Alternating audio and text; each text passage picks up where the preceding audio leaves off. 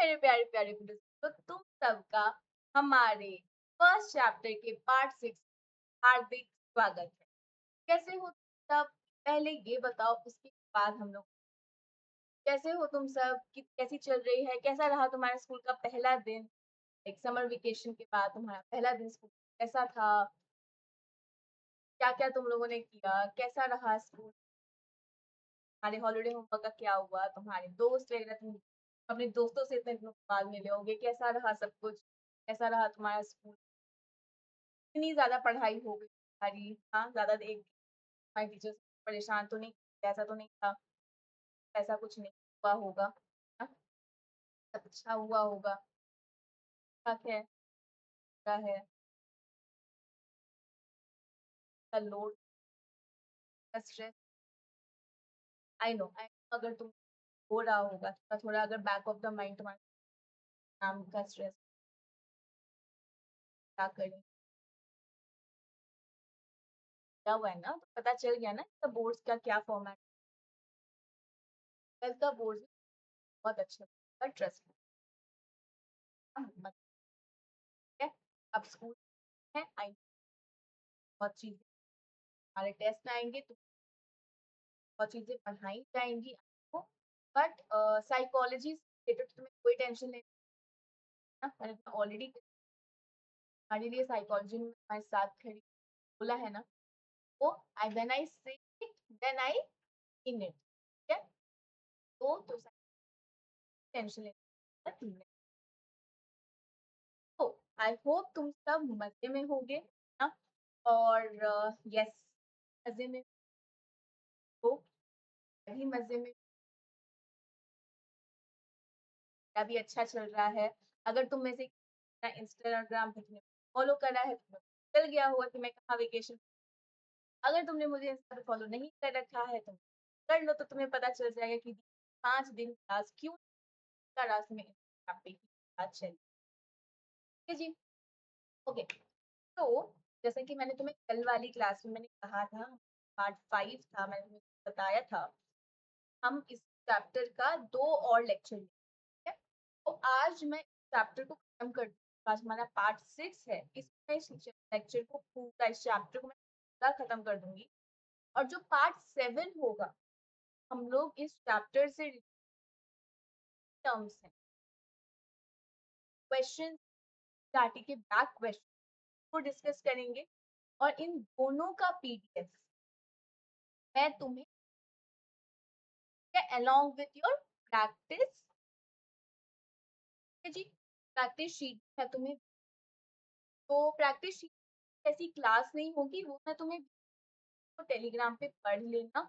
अगर तुम डाउट होगा तो तुम फिर मुझे मेल करके मुझसे पूछ सकते हो, बट वो बहुत मैंने तुम्हारे लिए तो मैंने बहुत इजी लैंग्वेज में किया है, बहुत इजी लैंग्वेज में बनाया है। उसके क्वेश्चन साथ उसके आंसर और है, ज्यादा परेशान नहीं।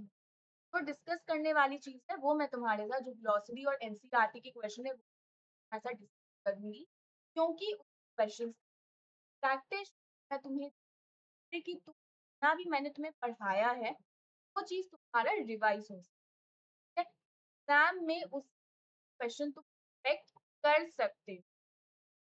ठीक है, बिना किसी भ्रम के अब अपन लोग स्टार्ट करते हैं। जैसा कि अगर तुमने कल की क्लास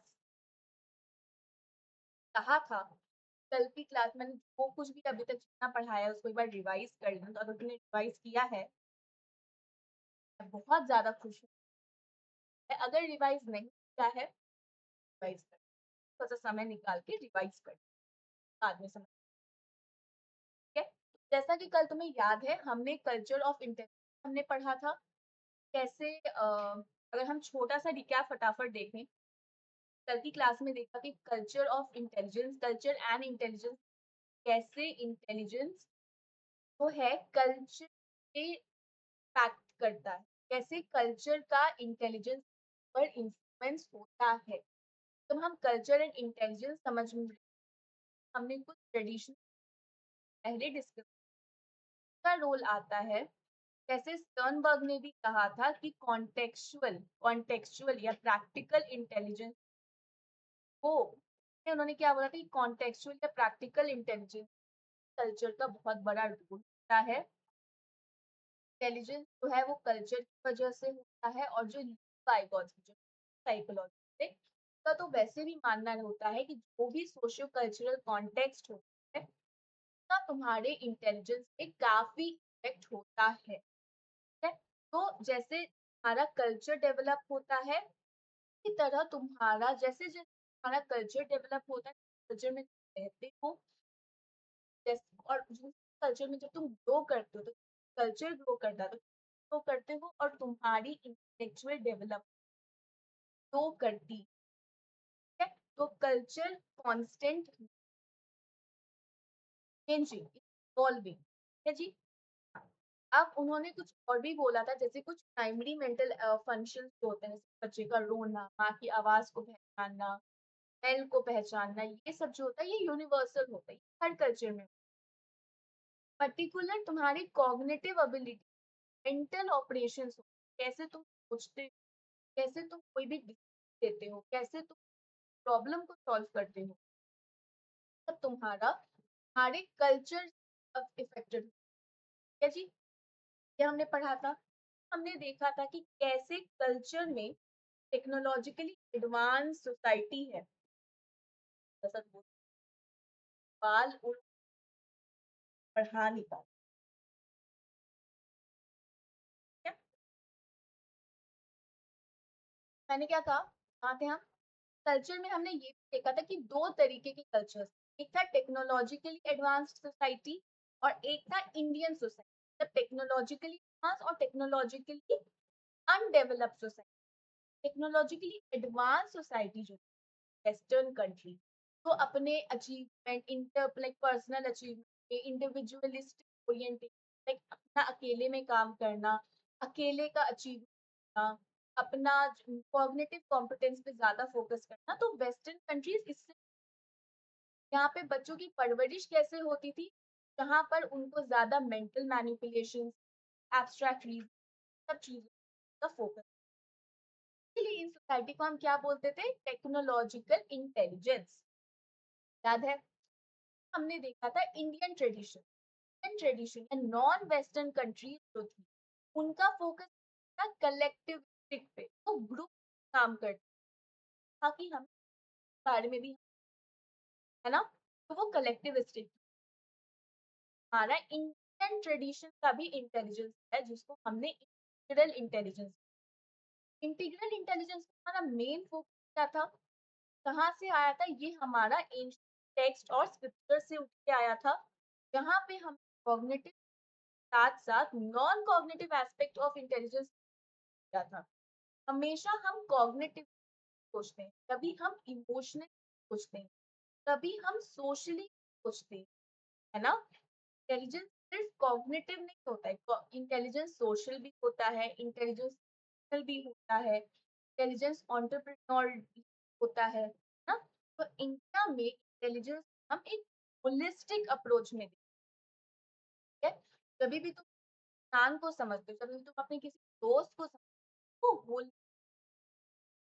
वैसे ही इंडिया में भी जब हम इंटेलिजेंस को होल बहुत सारे कंपोनेंट्स को देखते हैं, यहाँ पर जो संस्कृत और जो हम most commonly every day use करते हैं, वो क्या यूज करते हैं इंटेलिजेंस? हाँ, तुम्हारे अंदर तो बुद्धि हो ना, तुम्हारी बुद्धि भ्रष्ट है। तब हम लोग एवरीडे लाइफ में अपने सुनते रहते हैं, अपने पेरेंट्स से, अपने दोस्त से, अपने स्कूल रहते हैं ना। तो बुद्धि क्या है? बुद्धि बहुत ज्यादा होलिस्टिक अप्रोच।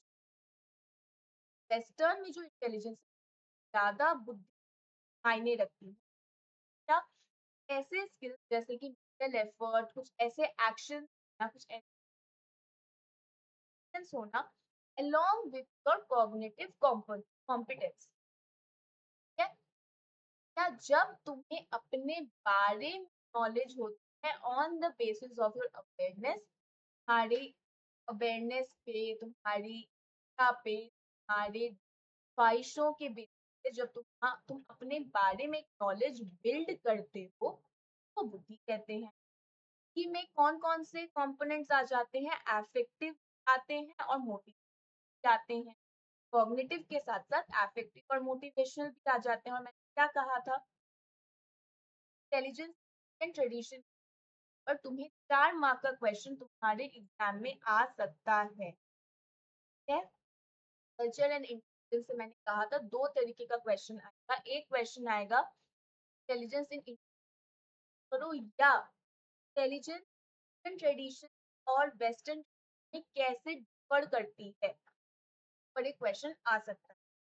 उसके अलावा भी मैंने एक बात बताई थी, तो इसीलिए मैं हमेशा अपने साथ एक पेन और पेंसिल और बुक लेके बैठूं, ठीक है? मैं वहां पे नोट डाउन कर सकूं। बात बात इंटेलिजेंस इन इन ट्रेडिशन अगर हम बात करें तो इंटेलिजेंस में हमने 4 कंपोनेंट।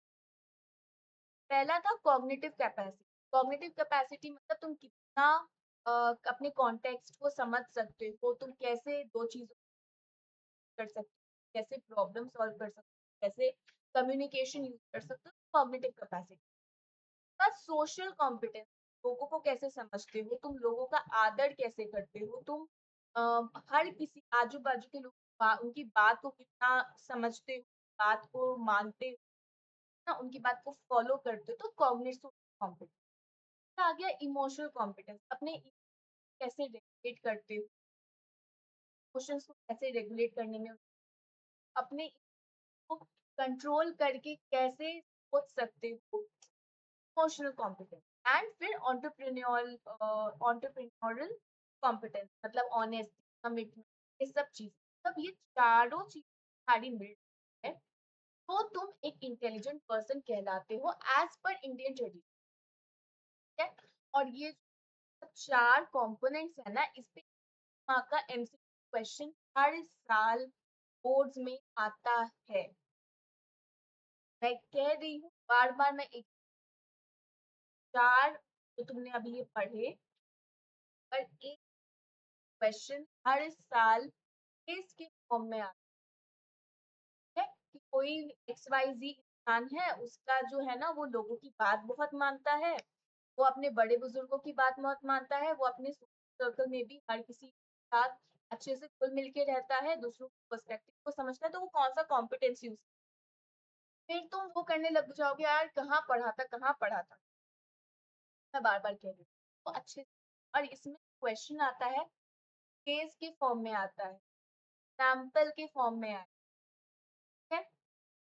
नाउ बाद हमने क्या डिस्कस किया था, इमोशनल, सिंपल वर्ड्स में इमोशनल इंटेलिजेंस क्या समझा था, ऐसी एबिलिटी जहां पर तुम कोई भी इमोशन, इमोशनल इंफॉर्मेशन को कैसे प्रोसेस करते हो, कैसे समझते हो और कैसे उसको रेगुलेट करके कंट्रोल करके अपनी एनहांस कर सकते हो, तुम्हारा थॉट से कैसे इन्फ्लुएंस होता है और उससे कैसे आजू बाजू में शांति बनाए रख सकते। एक सक्सेसफुल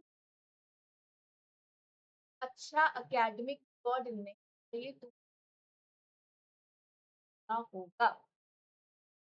रिलेटेड हमने ये 5 इसकी कैरेक्टरिस्टिक करे थे, जहाँ पे तुम, यहाँ पे हमने क्या क्या डिस्कस किया था फटाफट हम, पहला चीज हमने ये डिस्कस किया था कि तुम और इमोशन को समझते हो और उनको मतलब जानते भी हो और समझते भी है। फिर तुम ओके मतलब तरह तरह के इमोशन को बाय यूजिंग व्हाट, उनके बॉडी लैंग्वेज से, उनके हाथ ऐसे gestures होते हैं, बैठने like body posture, facial expression की सब चीजों के तरह के इमोशंस का तुम उनके इमोशंस को उनके थॉट पैटर्न से करते हो, जिस अपनी प्रॉब्लम सॉल्व कर सकते हैं ना, तो वो भी इमोशनली पर्सन होगा, उसके अंदर ये 5 कैरेक्टरिस्टिक को मोट देखने को और ओवरऑल मिली। बात उनका पता है उनको कि कौन सी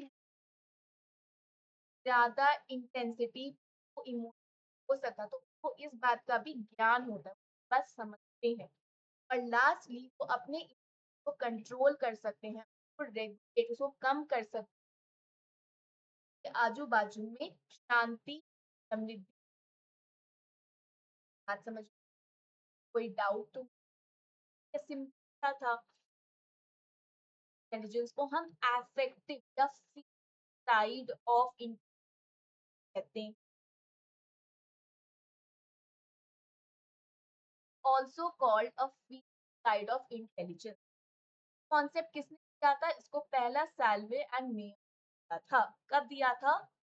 इसको सैल्वे एंड मेयर ने पहली बार इंट्रोड्यूस किया था, उसके बाद गोल्डमैन 1995 में, बट सबसे सैल्वे एंड हिसाब से इंटेलिजेंस क्या है? इमोशन, जब तुम अपनी और दूसरों की कदर कर सकते हो, कर सकते हो और उसको कंट्रोल कर सकते हो, वो अपनी और एक्शन के बाद हमने ये डिस्कस किया था कि कुछ स्पेशल एबिलिटी है, जैसे एप्टीट्यूड। एप्टीट्यूड को मैंने तुम्हें याद करने का क्या हिंट बताया था? Aptitude equal to performance of an performance और future potential of an individual. ये होता है तुम्हारा एप्टीट्यूड। तुम्हारे अंदर कितनी क्षमता है कि भी को समझने, इंफॉर्मेशन को लेने को सीख, तुम्हारे अंदर क्षमता है। और वो क्षमता कैसे होती है? जब तुम्हें उसी के लिए ट्रेन किया जाता है। तुम्हारे अंदर क्षमता है, तुम्हारे अंदर वो पोटेंशियल है, लेकिन जब मैं तुम्हें और अच्छी, तुम्हारा कुकिंग स्किल और निखर के बाहर आएगा। ठीक है? साथ दो लोगों का अगर इंटेलिजेंस, दोनों का एप्टीट्यूड अलग अलग होगा। मेरा इंटेलिजेंस और तुम्हारा इंटेलिजेंस है, मेरा एप्टीट्यूड तुम्हारे एप्टीट्यूड से अलग होगा। मुझे इंटरेस्ट है, तुम्हें आर्ट में, मुझे साइंस में, मैथ्स में है, तो अपनी अपनी अपन लोगों की एक्सपर्टीज है। और यही जो स्पेसिफिक एबिलिटी है हम दोनों, स्पेसिफिक स्किल है हम दोनों, ये हमारा ऐप है कि करियर में सक्सेसफुल होने हमें और सिर्फ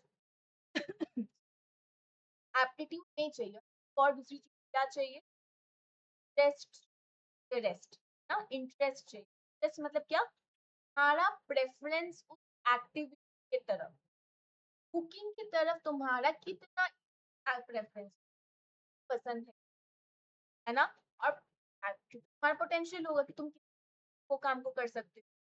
जब इंटरेस्ट और एप्टीट्यूड होगा, तभी तुम सक्सेसफुल में जा सकते, पर्टिकुलर कुकिंग सक्सेसफुल। लेकिन अगर तुम्हारा इंटरेस्ट ज्यादा है, एप्टीट्यूड कम है, या इंटरेस्ट कम है, एप्टीट्यूड ज्यादा है, तो तुम्हारे तुम्हारे मतलब करियर में बहुत ज्यादा परेशानियां फेस करनी पड़ सकती है जी। फिर हमने एप्टीट्यूड टेस्ट के बारे में डिस्कस किया था, जो दो तरीके की होता है। होता है मल्टीपल, एक होता है इंडिपेंडेंट और मल्टीपल। इंडिपेंडेंट मतलब स्पेशलाइज्ड एप्टीट्यूड, अलग अलग एप्टीट्यूड होता है इंडिपेंडेंट। लेकिन जब इस सारे इंडिपेंडेंट को हम साथ में लाते तो मल्टीपल मतलब जनरल। तो जनरलाइज्ड होती है उनकी, हमारे पास कुछ बैटरीज, एएसबी ज्यादा इस्तेमाल क्या करते हैं? एटी को मैंने याद करने का क्या बताया था? 8 इसमें सब टेस्ट होते हैं, 4 रीजनिंग होती है और 4 डिफरेंट। 4 रीजनिंग मैंने क्या बताया था? Verbal, clerical, sorry, verbal, medical, abstract and mechanical ना। मैंने 4 अलग क्या बताया था? क्लेरिकल एंड एक्यूरेसी, के बाद मैंने और क्या बताया था? Space, language, spelling and language use ना। और क्या डी का हमारे वेस्टर्न टेस्ट, क्या हमारे पास इसका टेस्ट भी का डीएटी का इंडियन अडेप्टेशन किया गया है? किसने किया है? जेएम ओझा ने किया है।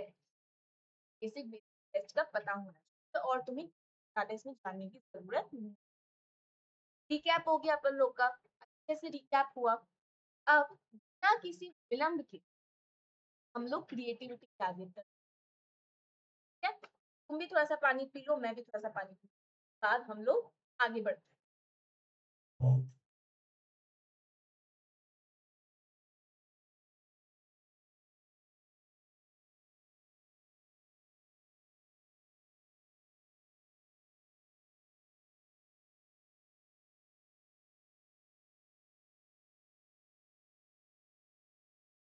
आगे बढ़े?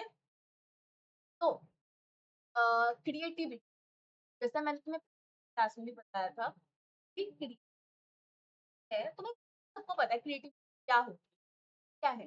कोई भी नई चीज़ को प्रोड्यूस ना कोई भी नई चीज़ को जब तुम थोड़े प्रॉब्लम तुम्हारे पास ऑलरेडी एक मैथ्स फॉर एग्जांपल तुम्हारे पास एक मैथ्स का प्रॉब्लम है। अब वो मैथ्स का प्रॉब्लम तुमने ऑलरेडी सॉल्व कर रखा है। अब इस बार ना तुमसे वो बन नहीं, सॉल्व नहीं, क्या करोगे? थोड़े नए तरीके से सॉल्व करने करेक्ट? क्या क्या मैथ्स का प्रॉब्लम उसी तरीके से और फॉर एग्जाम्पल जैसे कि क्या हुआ तुम घर पे थे और तुम्हारे ना मम्मी बाहर गई, मम्मी पापा घर पे और तुम अकेले हो, लेकिन और तुम्हें भूख लग रही है और क्या है ना किचन में बस चावल वगैरह बचे हो। अब तुम्हें समझ में नहीं आ रहा मैं क्या करूं, मेरी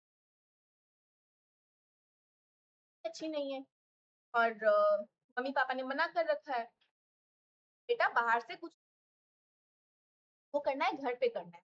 अब तुम इस प्रॉब्लम को कैसे सॉल्व करोगे, तुम इस प्रॉब्लम में क्या करोगे? तुम अपना थोड़ा बहुत दिमाग लगाओगे, कढ़ाई उठाओगे, स्टोव पे रखोगे, स्टोव जलाओगे, थोड़ी बहुत तो तुम्हें आती है, तुम क्या करोगे? थोड़ी बहुत आ जाती है, मैगी वगैरह तो बना ही क्या करोगे? स्टोव जलाओगे, थोड़ा सा छौंक वगैरह लगाओगे, चावल को डालोगे और उसको अच्छे से छान के खा लो, फ्राइड राइस बन प्रॉब्लम को सॉल्व कर दिया ना।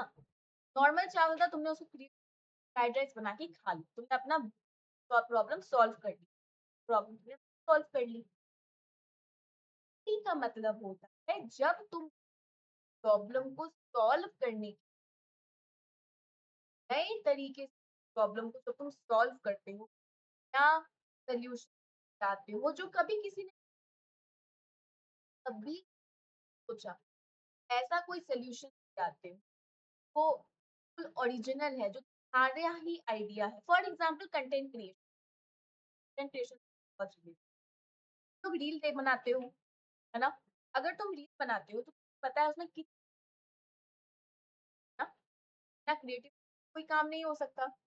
उस क्रिएटिविटी क्या करते हो हर बार तुम आइडियाज लेके आते हो, वो आइडियाज जो ऑलरेडी कभी करते कभी ऐसा कुछ सोचा ही नहीं कि ऐसा कुछ हम कर सकते क्योंकि हॉलीडे होमवर्क्स बनाते हो, decorative colours, decorative cover pages बनाते हो, सुंदर सुंदर प्रोजेक्ट क्रिएट आते हो, सारे आइडियाज होते हैं ओरिजिनल आइडियाज कभी किसी ना, ये होती है क्रिएट बोलोगे दी आगे क्रिएट क्या है, आप इसको इंटेलिजेंस पढ़ रहे हैं क्या इंटेलिजेंस का क्रिएट देना है, बात हम शॉर्ट अगर मैं बताऊं क्रिएट थोड़ा इंटेलिजेंस थोड़ा रिलेशन ये मान के चलो बहुत ज्यादा नहीं है लेकिन है और एक पॉइंट तक है उसके बाद नहीं। और इंटेलिजेंस का जो भी टेस्ट हो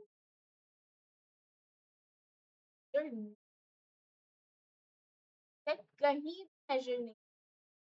अब थोड़ा मैंने तुम्हें क्या यही चीज यहाँ भी पढ़ने वाले हैं, हम थोड़ा सा लाइन टू लाइन पढ़ लेते हैं।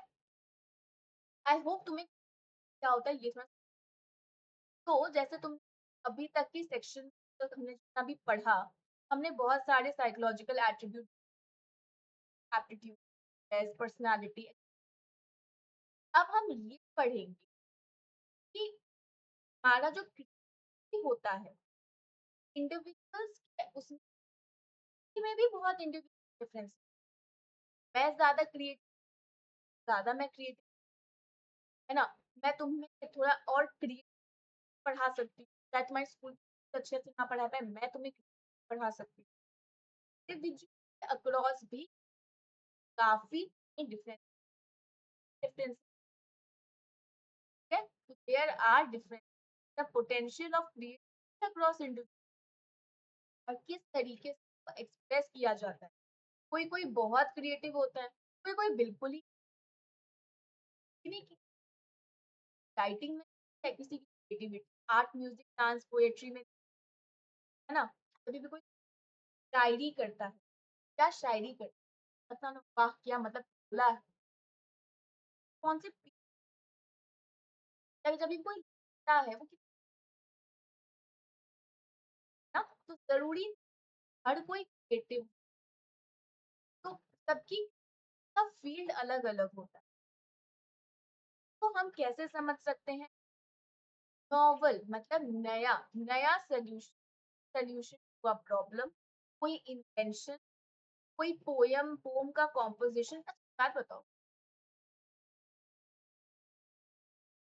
ऑफ ट्रैक टॉपिक है बट बात बताओ, पोयम बोलते पोम बोलते मैं जब वो हम लोग पोयम बोलते, बट जब मेरा भाई स्कूल बोला कि पोयम नहीं होता है मैं अब पोम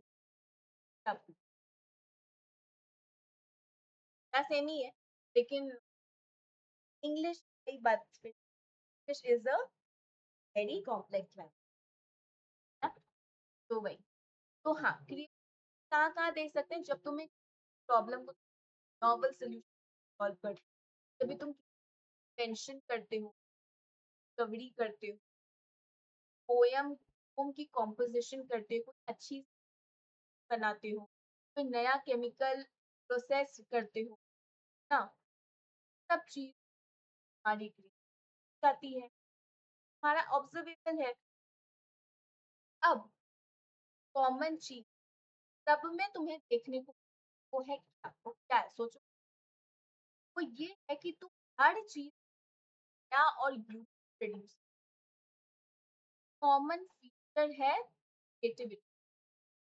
कभी भी क्रिएट कर रहे हो, कोई प्रॉब्लम सॉल्व कर रहे हो, क्रिएटिविटी से related, वो हमेशा नया और अनोखा होगा, पहले कभी हुआ है वही क्रिएट है।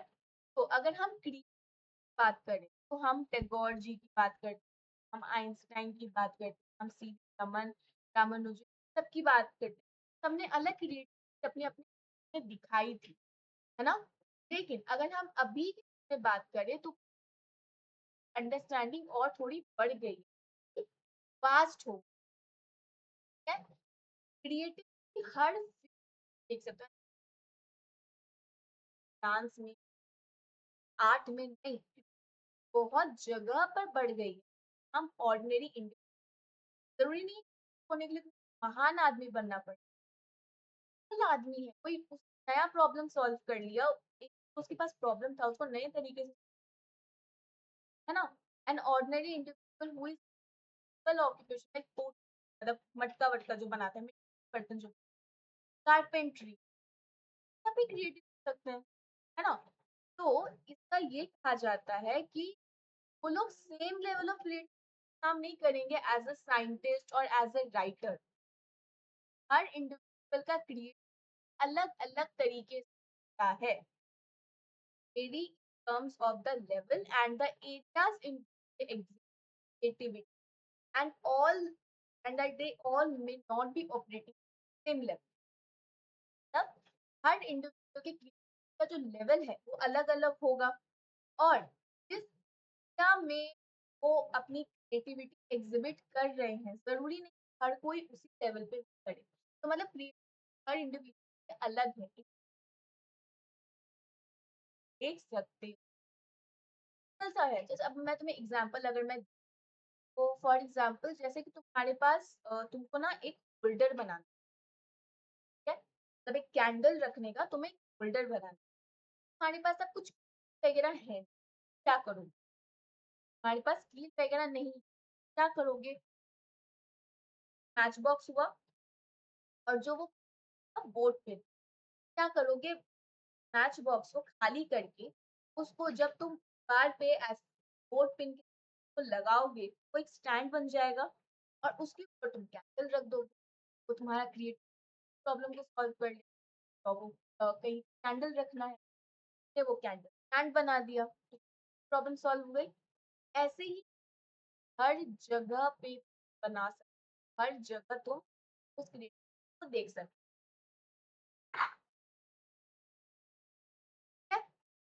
Now, अगर हम आइंस्टाइन क्रिएटिविटी, अगर हम उसकी बात करें,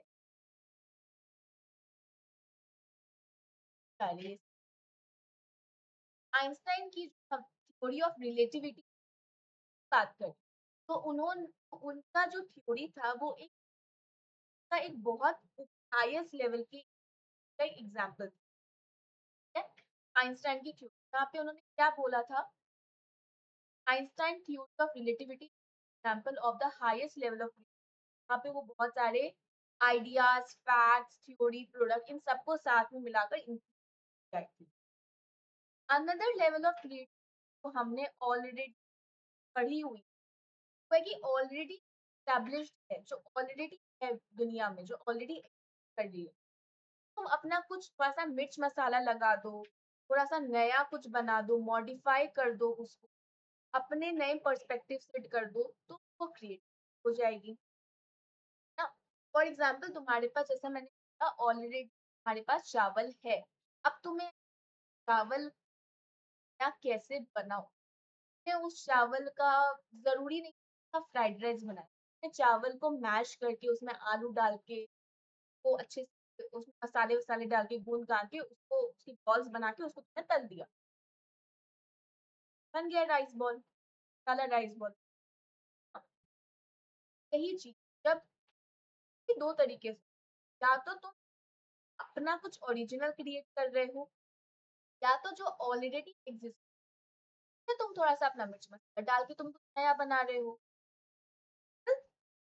अब सर्च ने क्या सजेस्ट, सर्च लिटरेचर सजेस्ट करता है कि बच्चे जब चाइल्डहुड में, बचपन में, जब वो एक इमेजिनेशन डेवलप करते, बच्चे चाइल्डहुड, अर्ली चाइल्डहुड एरिया में जब बच्चे जो है ना कुछ अपनी इमेजिनेशन को डेवलप कर लेते हैं, ऐसा होता है वैसा होता है, तो वो इमेजिनेशन डेवलप करते हैं, begin to develop their imagination the early year of childhood। लेकिन उनकी जो क्रिएटिविटी है वो किस फॉर्म में एक्सप्रेस होती है, express the mostly the physical activity and in non verb. बच्चे ज्यादा एक्टिविटी नहीं कर सकते, ज्यादा एक्शन कर सकते, छोटी छोटी फिजिकल एक्टिविटी या नॉन वर्बल से, बिना बोले हुए ज्यादा बोल नहीं पाते हैं, तो नॉन वर्बल तरीके से अपने एक्शन या इन सब से अपनी वो एक्सप्रेस करते हैं।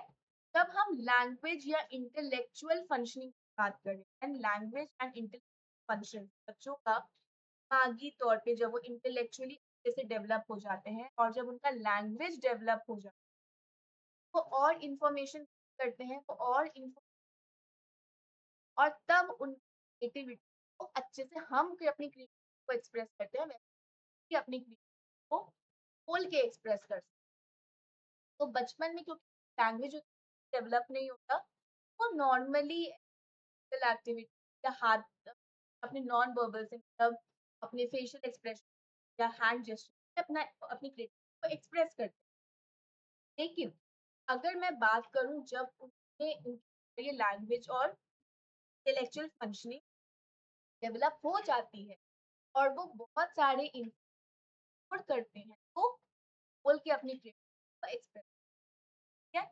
और जो अपने बहुत अच्छे होते हैं, बहुत अच्छे अपने वो अपने एक्टिविटी, हाँ ये हमारी एक्टिविटी है, हम इसी एक्टिविटी बहुत ज्यादा क्रिएट, ठीक है। कोई कोई केसेस में ऐसा होता है कि अपॉर्चुनिटी को पहले मिल जाती है, opportunity provided before they can manifest their hidden potential. किसी की ऐसा होता है उनको ऑलरेडी पता है कि हम इस एरिया में क्रिएट, मुझे पता है मैं लिखने में बहुत क्रिएट, मैं डील बनाने में बहुत क्रिएट ना, मैं पढ़ाने में बहुत क्रिएट, ऐसे कुछ एरियाज़ भी हैं जहाँ पे मुझे लगता है कि मैं क्रिएटिव हूँ, बट अगर मैं उस पर परफ़ॉर्म करूँगी, तो मेरी क्रिएटिविटी निकल के निखर के आ जाएगी, है ना? पता तुम बहुत मुझे नहीं पता तुम बहुत अच्छा पढ़ाई करते हो, लेकिन पढ़ते नहीं हो, लेकिन जब तुम्हारे एग्ज़ाम होते हैं, तुम अपना एग्ज़ाम देते हो और तुम्हारे मार्क्स आते हैं, तब मुझे पता चलता है कि ना तुम पढ़ते हो। तुम नॉर्मली नहीं पढ़ते, लेकिन एग्ज़ाम के टाइम तुम पढ़ते हो, तुम एग्ज़ाम के टाइम काफ़ी सीख। तो वही चीज़, जब तुम्हें मौका मिलता है, तो तुम अपनी आते हो। वैसे ही जब तुम्हें मौका मिलता है, तब तुम अपनी दिखाते हो, वैसे नहीं दिखाते, वैसे छुपा के रखते हो। और कुछ-कुछ लोग को ये होता है, उनको पता होता है कि मेरा एरिया है, मैं इसका बेसिक डिफरेंस आया ना, यही चीज़ है, कहीं को पता है उनकी एक्टिविटी क्या है, बट कहीं वो उनको अपॉर्च्युनिटी ज़रूरत होती है। अब कैसे हो कैसे बाकी मेंटल और फिज़िकल कैरेक्टरिस्टिक की तरह कुछ भी है, वो भी हेरिडिटी और एनवायरनमेंट से है, जो हमने ऑलरेडी वो तुम्हारा डिज़ीज़ हो, तुम्हारा कोई भी मेंटल साइकोलॉजिकल एट्रिब्यूट हो, सब कुछ हेरिडिटी और एनवायरनमेंट के इंटरैक्शन से इनका है। होगी, हाँ हो। तो अगर मैं यहाँ बात करूँ, ऐसा नहीं है दोनों से determined by both heredity and हाँ, दोनों की अपनी-अपनी थोड़ी बहुत लिमिटेशन है, बट दोनों इम्पोर्टेंट होते हैं। अगर मैं क्रिएटिव बात करूँ, पोटेंशियल एनवायरमेंटल फैक्टर उस लिमिट को स्टिमुलेट करता है, उसको हारने में हेल्प करता है। How much of the creative potential can be realised when and in what specific form and direction? तुम्हारे अंदर कितनी है, कहाँ एक्सप्रेस होगी, तब क्या तुम्हें हेरिडिटी बताएगा या एनवायरनमेंट तुम्हारे अंदर कितनी क्रिएटिविटी है, तुम इसको कैसे एक्सप्रेस कर सकते हो, कहाँ पे इसको दिखा सकते हो, तब तुम्हारा एनवायरनमेंट सब चीज़ें एनवायरमेंटल फैक्टर्स ना तुम्हारे अंदर कमिटमेंट है, तुम ना और से इतना फैमिली सपोर्ट कर रही है, तुम्हें है एक्सेट्रा एक्सेट्रा। तुम्हारे अंदर जो क्रिएटिविटी है वो है, लेकिन उसको बाहर लाने में किसका हेल्प होगा, किसका सपोर्ट होगा? एनवायरनमेंट पर। Although no amount of training can transform an average person to the level of Tagore and Shakespeare, etc., but it is also true that everyone can raise his or her level of creativity on its level. कहने का मतलब ऐसा ऐसा कोई भी training है, average इंसान Shakespeare या टैगोर के क्रिएटिव पोटेंशियल पे पहुंच जाए, लेकिन एक बात हमेशा सच, अगर हर इंडिविजुअल के अंदर एक पोटेंशियल है, एक क्रिएटिव पोटेंशियल, तो वो उसको बढ़ा सकता है हाथों में। अगर तुम अपना चाहते हो कि मैं अपनी को और अच्छा कर सकूं, तुम्हारे हाथों में है, तुम कर सकते, सब कुछ कर सकते, हर एक काम कर सकते। यहाँ पे भी लिखा है every can raise her creative level of creative on its. आज अगर तुम्हारी क्रिएटिव कम है, तुम कल बहुत अच्छे खा सकते हो, तो वो तुम्हारे हाथ में है, तुम अपने आप को कितना क्रिएटिव बना सकते हो। अपने आप को चाहो तो टैगोर और शेक्सपियर बना सकते हो। मैं जैसे इस बात से वो नहीं करती, बात को अग्री नहीं। अगर शेक्सपियर और टैगोर कर सकते हो, तो कर सकते हो। बस तुम्हारे अंदर वो विलिंगनेस, हाँ मुझे उतना क्रिएटिव करना है, मेरी बात। तो क्रिएटिविटी के बारे में अगर मुझे याद है, मैंने क्लास 11th में कुछ स्ट्रैटेजीज को पढ़ा होगा, मुझे याद है, अगर तुमने टाइम पास ही किया था 11th, है ना? बोलो बोलो बोलो, तो दीदी झूठ, हाँ, बस पढ़ने के लिए पढ़ा होगा। क्रिएटिविटी 11th में पढ़ा था।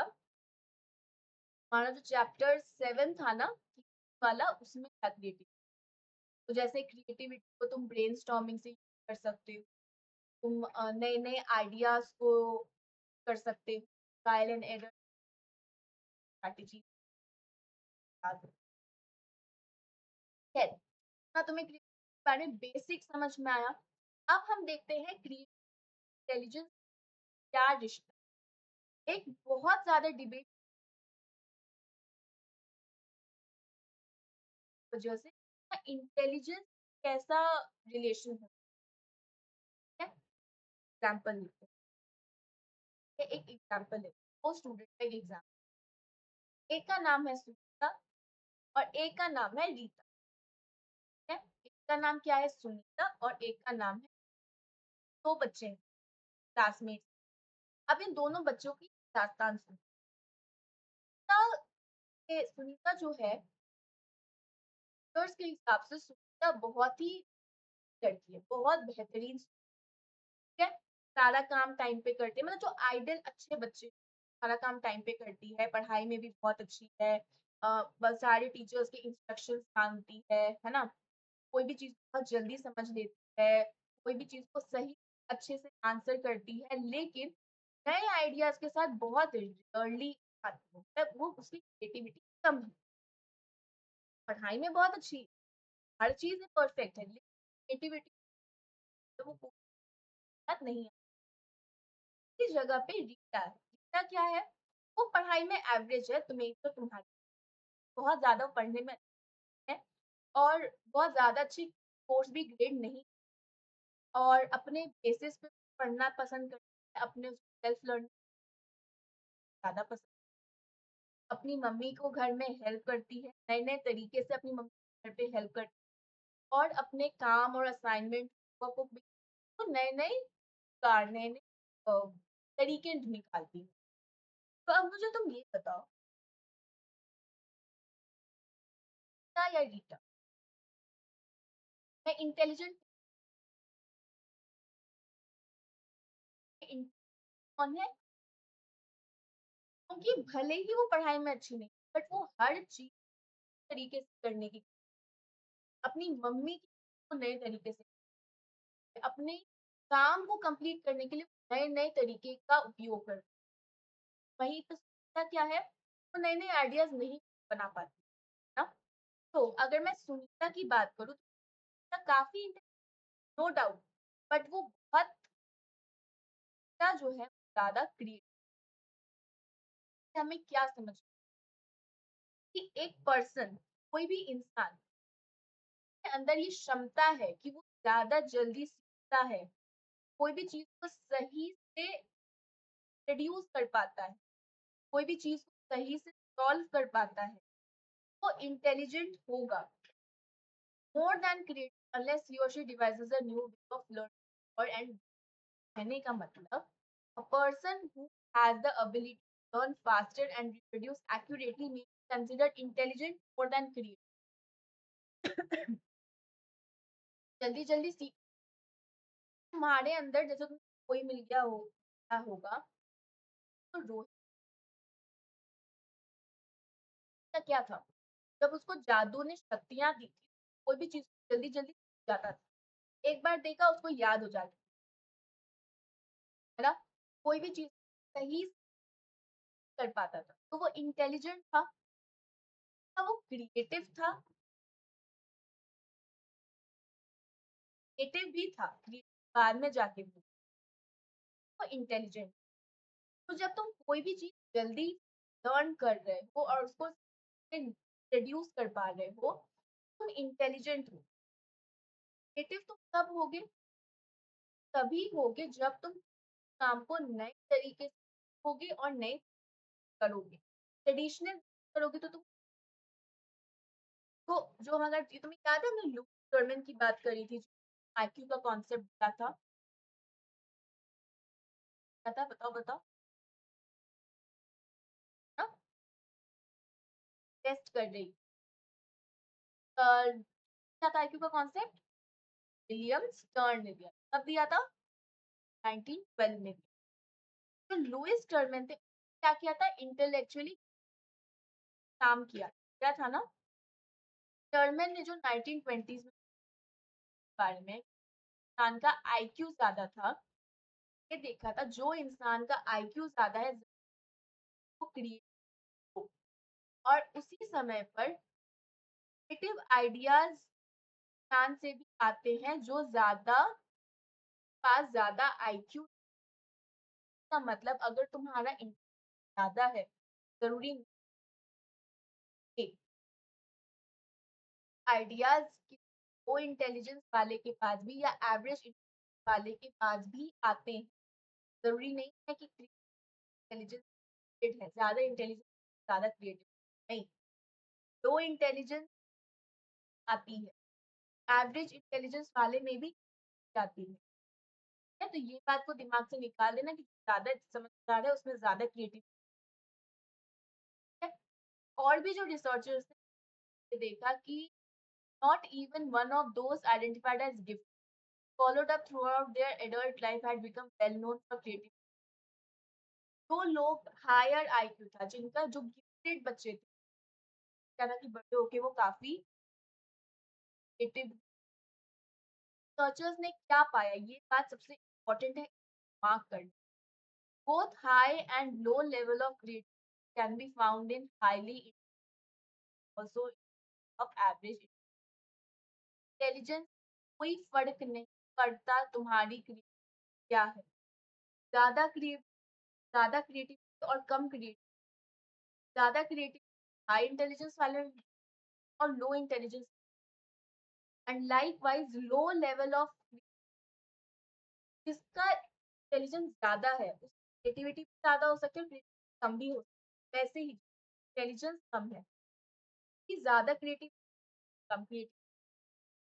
तुम ये बोल सकते हैं कि जो इंसान ज्यादा इंटेलिजेंट ज्यादा होगी, ऐसा जरूर है। जो इंसान कम इंटेलिजेंस कम है उसके अंदर भी क्रिएटिविटी, ऐसा नहीं, इंसान में इंटेलिजेंस कम है उसके अंदर भी क्रिएटिविटी ज्यादा हो सकती है। जो इंसान ज्यादा इंटेलिजेंट है उसके अंदर क्रिएटिव हो सकती है।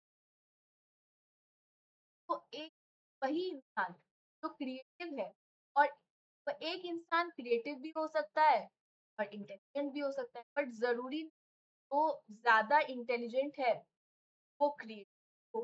वही मैंने बात अभी बोली है ना, इंटेलिजेंस अपने आप में ये इंश्योर नहीं करता वो आपकी क्रिएटिविटी। अगर तुम intelligent part intelligence by itself does not ensure creativity. अब इस पर कुछ रिसर्चेस, हम फटाफट इसको पढ़ लेते हैं।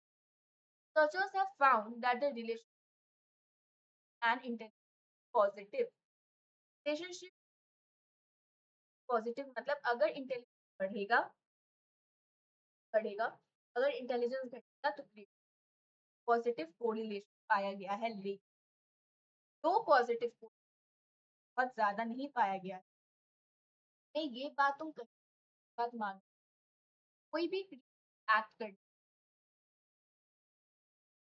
प्रॉब्लम को एक सोल्यूशन को लाने की थोड़ा सा तो नॉलेज अंदर लेना पड़ेगा, उसको सीखना पड़ेगा, उसको प्रोसेस करना पड़ेगा। तो ये इंटेलिजेंस का कॉम्पिटेंस ना, इंटेलिजेंस किस तो थोड़ा बहुत तो इंटेलिजेंस लगेगा, लेकिन बहुत इंटेलिजेंस लगेगा ये नहीं। All creative act requires some minimum ability to acquire knowledge and capacity to comprehend writers. For example उनको कहीं ना कहीं लैंग्वेज की जरूरत है, तो उनको लैंग्वेज इंटेलिजेंस ज्यादा होनी चाहिए, है ना। आर्टिस्ट अंदर उनको पता होना चाहिए कैसे स्ट्रोक्स बनाने हैं, कैसे पेंटिंग करनी है, ये सब का उनको आइडिया होना चाहिए। साइंटिस्ट को आनी चाहिए, उनको अच्छे से पता होना चाहिए ऐसा क्यों वैसा क्यों। Certain level of intelligence wired for intelligence, बात तो तुम्हें कहा था ना, ऑप्टिक थोड़ा सा क्रिएटिव इंटेलिजेंस तो चाहिए एक पॉइंट तक, से ज्यादा नहीं, बट उसके बाद एक लेवल के बाद intelligence does not correlate well with, कहने का मतलब एक ऑप्टिमल एक certain amount of intelligence required for creativity. ठीक है, हम ये कर सकते हैं क्रिएटिविटी बहुत ज्यादा ट्विस्ट एंड टर्न्स आते हैं, बहुत ज्यादा इसकी फॉर्म्स एंड ब्लेंड्स होते हैं। some may have more of intellectual attributes बहुत ज्यादा हो सकते हैं attribute कम हो सकते हैं कि क्रिएटिविटी ज्यादा हो सकती है। क्रिएटिविटी कर रहे हैं, एट्रीब्यूट्स क्या है, कैरेक्टर क्या है, ये हम थोड़ा सा देखते हैं हर किसी में कॉमन में। तो अगर हम टेस्ट की बात करें, तो जो टेस्ट है उसने क्या किया, उसने देखा कि इंडिविजुअल में होते हैं। तो क्या, तो अगर मैं एक जनरल बात करूँ, बहुत ज्यादा क्रिएटिव पाए गए ओपन एंड टेस्ट का एक सबसे इम्पोर्टेंट एस्पेक्ट है, वो है ओपन एंड। ओपन एंडेड मतलब वो इंसान को एक फ्रीडम देता है, वो एक देता है इंसान जैसे प्रॉब्लम के बारे में सोच सकते हो, कोई आपत्ति नहीं है। वो सोचोगे तो क्या ही सोच, ये वाली बात। Permit the person to of a different answers question और a problem in terms of his और her experience for these help in direction. There is no specified answer to question or problem. Therefore, there is a freedom to use one's imagination, the original. मैंने तुम्हें the for अपना example से for example मैं कहती हूँ अगर तुम है 2 मिनट के लिए पंख दे, मेरे पास 2 मिनट, तुम उस क्या क्या कर सकते, सबके आंसर्स अलग अलग होंगे। मैं उड़ सकता हूँ, मैं उड़ के कर सकता हूँ, मैं कर सकता हूँ, मैं अरे वो ऐसे ब्रॉड हो जाए, ऐसे नहीं, ऐसे हो, ब्रॉड हो, काफी ज्यादा चीज सोच सकते ना, बहुत सारे आइडियाज ला सकते ना। यही होता है ओपन एंडेड, और ये हर क्रिएटिव टेस्ट में किसी प्रॉब्लम के लिए सोल्यूशन ला पाते हो, ये होता है ओपन एंडेड। हमारे पास एक खुद ने सोल्यूशन सोच सकते हो, सोचो। टेस्ट में डाइवर्जेंट एंड डाइवर्जेंट क्लास 11 पढ़ा है। डाइवर्जेंट थिंकिंग मतलब क्या, एक प्रॉब्लम के मल्टीपल सोल्यूशन, और कन्वर्जेंट थिंकिंग क्या, एक प्रॉब्लम का एक ही है। मैथ्स का प्रॉब्लम है, मैथ्स का प्रॉब्लम 2+2 4 ही होगा, 2+2 कभी 6। लेकिन डाइवर्जेंट बहुत तरीके से, अगर 8 डिवाइडेड बाय 2 कैसे कैसे तुम बना सकते हो, डाइवर्जेंट का बहुत तरीका है करने ना। या अगर मैं बोलूँ 24 इंटू तरीके सॉल्व कर सकते हैं, है ना, 5-6 तरीके होते हैं करने के। तो हो गया डाइवर्जेंट थिंकिंग। डाइवर्जेंट मतलब डाइवर्ज, बहुत सारे अपनी तुम्हारी थिंकिंग डाइवर्ज हो रही, बहुत डायरेक्शन की वजह से तुम बहुत आइडियाज को प्रोड्यूस कर पाते हो। तो मतलब बहुत कॉमन आइडियाज नहीं होते, थोड़े से ऑफ ट्रैक होते हैं, तुम थोड़ा सा कुंड से बाहर निकल के सोचो, है ना, नई नई चीज सोच पाते हो, बहुत सारी चीजों रिलेशन बना पाते हो, बहुत सारी चीजों का कॉज एंड इफेक्ट बता पाते हो ना, किसी को नए कॉन्टेक्स्ट में डाल पाते हो। तो सब होता है डाइवर्जेंट फायदे। डाइवर्जेंट थिंकिंग में ना अपनी काफी ब्रॉड कर देते हो, बहुत ज्यादा सोचते हो ना, तुम्हारा सोचने की क्षमता तुम ज्यादा भी सोच, होता है डाइवर्जेंट। लेकिन बहुत सारे ऐसे इंटेलिजेंस डाइवर्जेंट थिंकिंग, जैसे इंटेलिजेंस टेस्ट में हमें एक क्वेश्चन का एक राइट ही सोल्यूशन हो जाता है कन्वर्जेंट। लेकिन डाइवर्जेंट में ऐसा कुछ नहीं, कोई एक करेक्ट आंसर नहीं, बहुत जैसे कोई भी आंसर करे तो कुछ राइट रॉन्ग नहीं, राइट रॉन्ग का कॉन्सेप्ट नहीं है डाइवर्जेंट। तो intelligence assessment, the person has to think of the right solution to the problem, and the focus is on what, assessing ability like memory, logical reasoning, accuracy, ability and clear thinking. तो इसमें मैंने कहा था intelligence, memory, accuracy, ये सब चीजें कभी भी क्रिएटिविटी, ओरिजिनलिटी, इमेजिनेशन, सब चीजें कभी मेजर नहीं। और creativity in component, spontaneity, spontaneity, जल्दी तुम कोई भी चीज, अचानक से तुम कोई भी आइडियाज को कैसे ला पाते हो। ओरिजिनलिटी, इतना नया है वो आइडिया। इमेजिनेशन, इतना ब्रॉड तुम सोच सकते हो, इतना अच्छा तुम कोई इमेजिन, है ना। ये तीन कंपोनेंट जो इंटेलिजेंस टेस्ट पे बहुत कम देखने को, क्योंकि क्रिएटिव का जो हम क्रिएट है वो काफी वेरिड है, मान कि वो अलग अलग हो। टेस्ट भी अलग अलग तरीके से, कहीं पे हम वर्ड्स यूज करते हैं, कहीं हम एक्शन यूज, हम साउंड यूज करते हैं। जो टेस्ट है हमारा जनरल क्रिएटिविटी एबिलिटी को मेजर, तुम कितना वाइड वैरायटी ऑफ आइडिया सोच, टॉपिक की प्रॉब्लम को तुम और कौन से तरीके से सॉल्व कर सकते, तुम इसका कॉज एंड कॉन्सिक्वेंसेस कितना सोच सकते। अगर बारिश हो गई तो क्या, मुझे मीटिंग में जाना है और अचानक से बारिश हो गई तो क्या, कॉज एंड कॉन्सिक्वेंसेस। तुम कोई भी अनयूजुअल आइडियाज को इम्प्रूव कैसे कर सकते, कोई भी कॉमन ऑब्जेक्ट तरीके से कैसे, तो ये सब create out of the box जाके, आउट ऑफ द वे जाके, बियॉन्ड योर इमेजिनेशन जाके जब काम करते हो, दैट इज।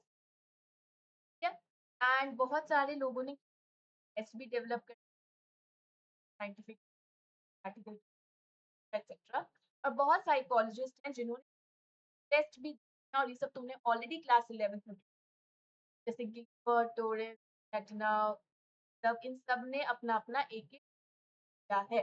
और इसमें हम ज्यादा टोरेंस का यूज वर्ड का यूज करते हैं, पॉलिश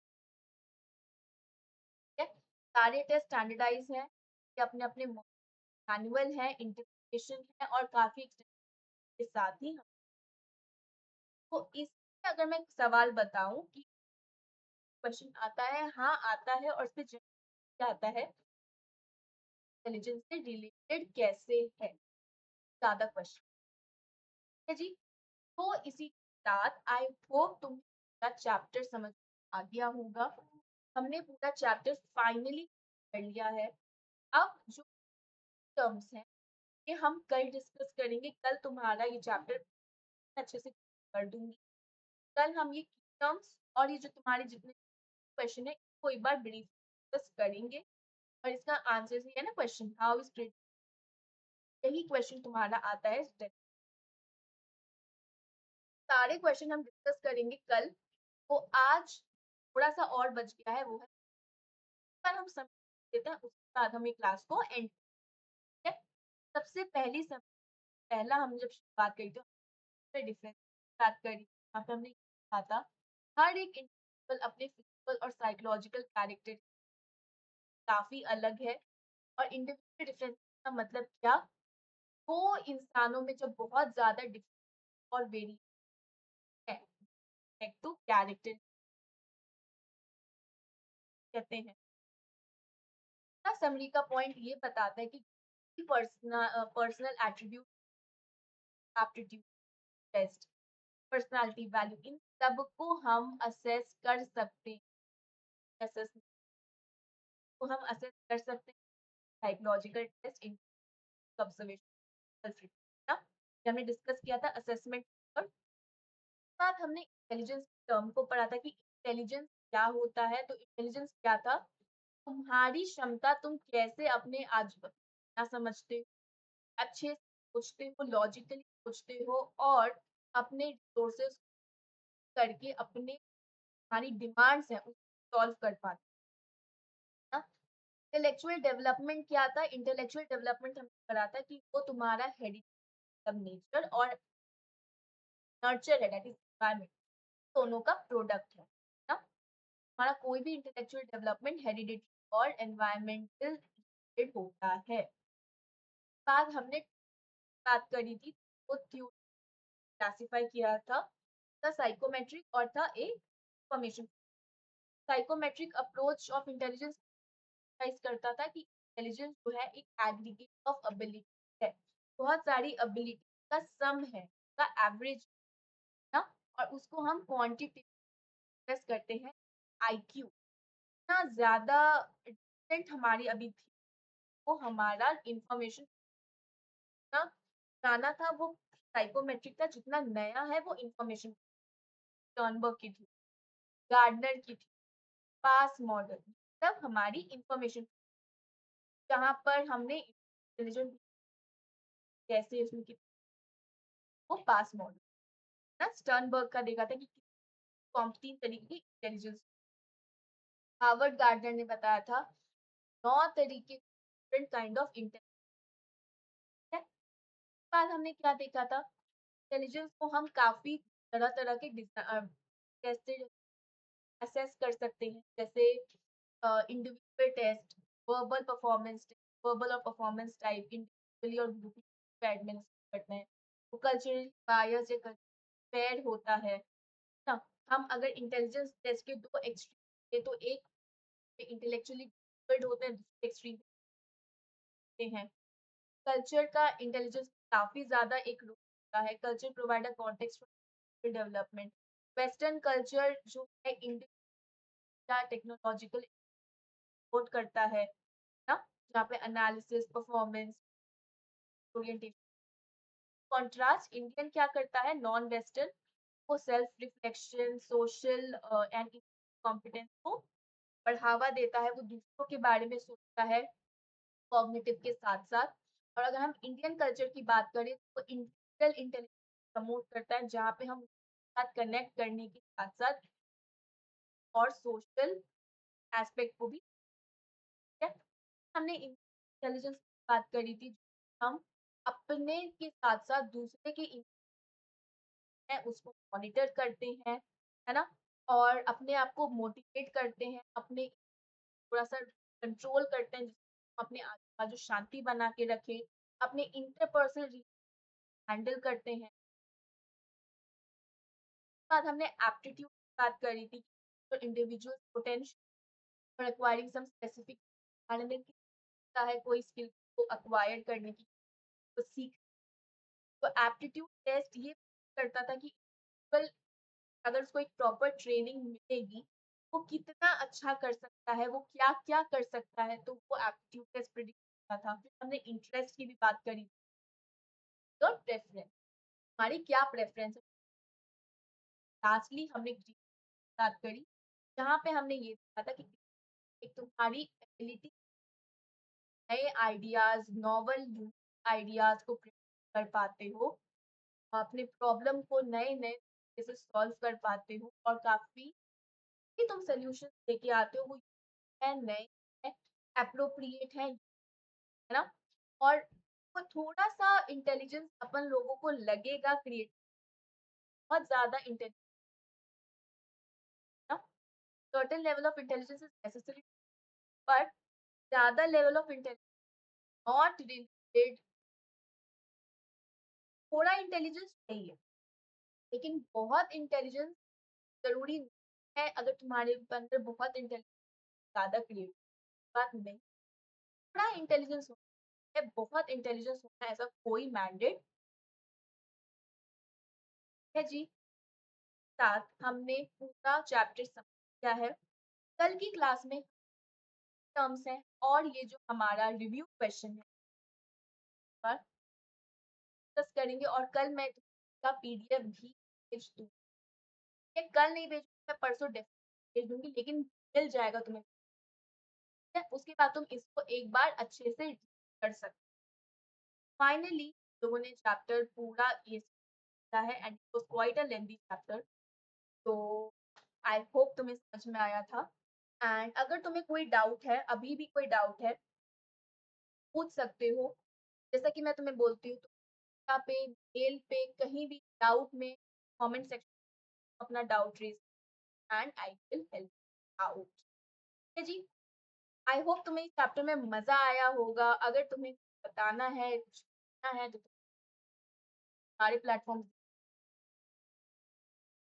सकते हो, अपने फीडबैक दे सकते हो। बाकी कल हम टर्म्स और जो तुम्हारे क्वेश्चंस हैं जी, आज आज की क्लास की सब और अब हम परसों से हम शुरू करेंगे तुम्हारा सेकंड चैप्टर जो है सेल्फ एंड पर्सनालिटी। बड़ा चैप्टर है, वो भी थोड़ा समय लेगा लेकिन वो भी हम कंप्लीट करेंगे। भी काफी थी, वो भी हम इंटरेस्टिंग तरीके से जैसे इसको हमने तो देन अब बहुत बहुत बहुत सारा ध्यान रखो, है ना? गर्मी बहुत है, हाइड्रेट करो अपने आप को, पानी वानी पियो, आप पानी वगैरह पियो, पानी के साथ इलेक्ट्रोलाइट, नींबू पानी, नींबू पानी, नारियल पानी, छाछ, ये क्या करो।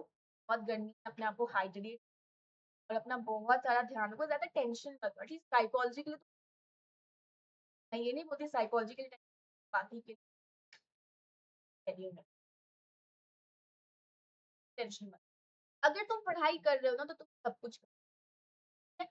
और टेंशन तुम्हारा फिजिकल हेल्थ, तुम पहले यहाँ से खराब हो गए फिर तुम्हारा पूरा खराब हो जाएगा। Tension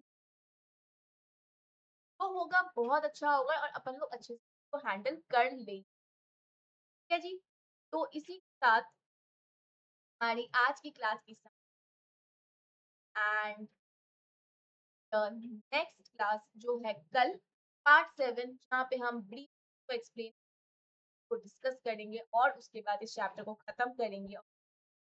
then self and personality जो हमारा सेकंड चैप्टर है उस परसों से। देन यार बहुत ज्यादा प्यार। बाय।